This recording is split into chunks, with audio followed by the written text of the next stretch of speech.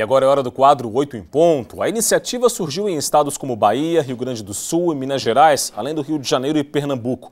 E agora a feira de aprendizagem chega a Santa Catarina.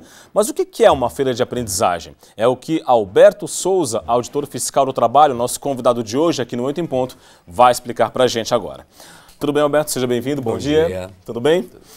Alberto, a ideia dessa feira de aprendizagem é mostrar para empresas, e aí vão ser mais de 2.000 que vão participar da feira aqui em Santa Catarina, o que tem sido feito em termos de aprendizagem profissional aqui no estado. É um contato entre as instituições, é isso? Exatamente, porque nós temos ainda muitas dúvidas, as empresas ainda apresentam muitas dúvidas com relação à aprendizagem profissional. Apesar de não ser nenhuma grande novidade, a lei da aprendizagem profissional ela está aí desde 2000, existe na CLT a previsão da contratação de aprendizes desde a origem da CLT, desde a década de 40, portanto, mas as empresas ainda apresentam muitas dúvidas. Então, a ideia dessa feira de aprendizagem é justamente promover um espaço, promover essa interlocução entre empresas e instituições formadoras de jovens aprendizes, as instituições que oferecem a parte teórica da aprendizagem profissional. Agora, Alberto, a ideia é ter à disposição, além desse contato, também palestras, workshops, também produção de conhecimento sobre esse assunto? As feiras vão ter uma programação bastante rica e bastante variada. Então nós vamos ter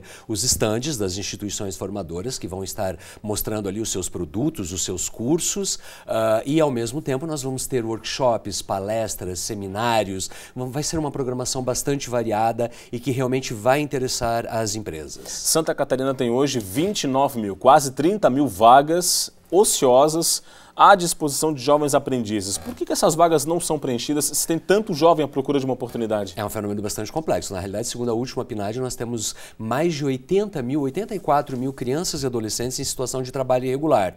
E, por outro lado, nós temos 29.000 vagas ociosas na aprendizagem profissional. Então, a gente precisa ligar esses pontinhos. A gente precisa fazer com que esses adolescentes que estão em trabalho irregular consigam chegar até a aprendizagem profissional. O adolescente, ele quer trabalhar, ele pode trabalhar, é um direito dele a inserção no mundo do trabalho. A própria Constituição, quando ela prevê a interdição ao trabalho irregular para as pessoas com menos de 16 anos, ela já abre a exceção. Ela já diz que a exceção é a aprendizagem profissional a partir dos 14 anos de idade. Então, é um direito do adolescente. O que a gente tem que fazer é ligar esses pontinhos. As empresas apresentam alguma resistência, algumas vezes, para contratar esse aprendiz, mas, como eu disse, muitas vezes até por falta de conhecimento do que seja um programa de aprendizagem e das vantagens que isso traz para a empresa, que em última instância vai estar formando um trabalhador segundo as suas necessidades específicas. É a oportunidade que o empresário tem de formar mão de obra adequada às suas necessidades específicas. Agora, de que maneira a lei está estruturada? Em linhas gerais, o que ela determina para as empresas e o jeito de trabalhar de um aprendiz é a mesma situação, por exemplo, de um trabalhador como nós aqui?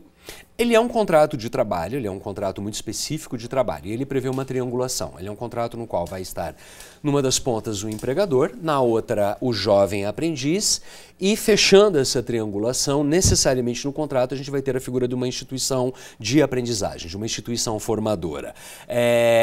Ele é um contrato que o jovem ele se obriga a manter na escola e isso é uma das grandes vantagens da aprendizagem profissional. Ele evita a evasão escolar, faz com que o jovem se mantenha mais anos na escola.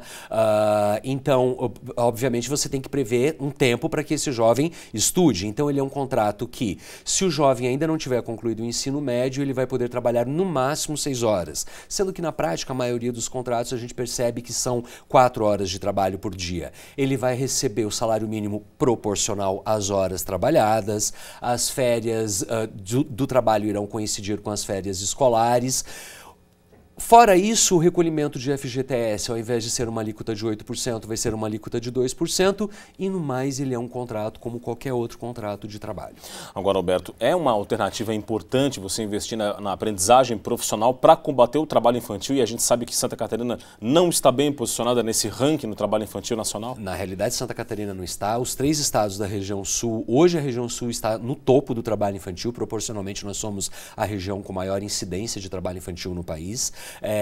E eu diria que hoje, sim, eu diria que hoje a principal ferramenta para a erradicação do trabalho infantil é a aprendizagem profissional. Porque se por um lado, como já dissemos anteriormente, a criança e o adolescente eles têm o direito ao não trabalhar, por outro lado eles têm o direito à inserção no mundo do trabalho de maneira adequada, eles têm direito à profissionalização. Agora, é claro, que o que não se pode admitir é essa inserção no mundo do trabalho feita de qualquer maneira, através da informalidade, através de atividades perigosas, com jornadas excessivas de trabalho. Muitas vezes nós já detectamos, a fiscalização já detectou adolescentes com jornadas de 12 horas de trabalho.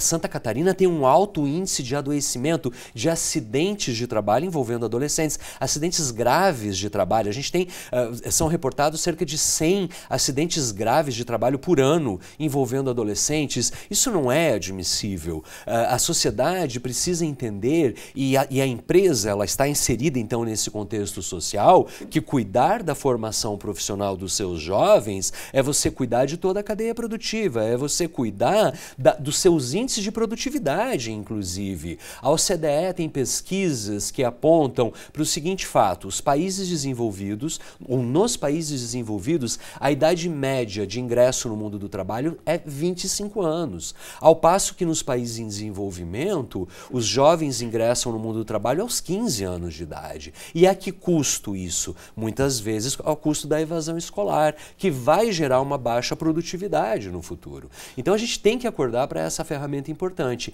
Ela é hoje a principal, a aprendizagem profissional, ela é a principal ferramenta para a erradicação do trabalho infantil. Tá certo. Alberto Souza, auditor fiscal do trabalho, muito obrigado pela participação aqui no 8 em Ponto. Bom fim de semana. Obrigado a todos.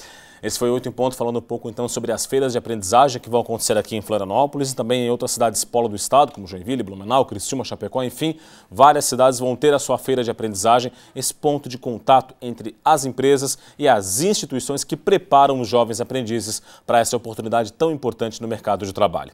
O 8 em Ponto fica por aqui, mas o SC no Ar segue com muitas outras informações só para você.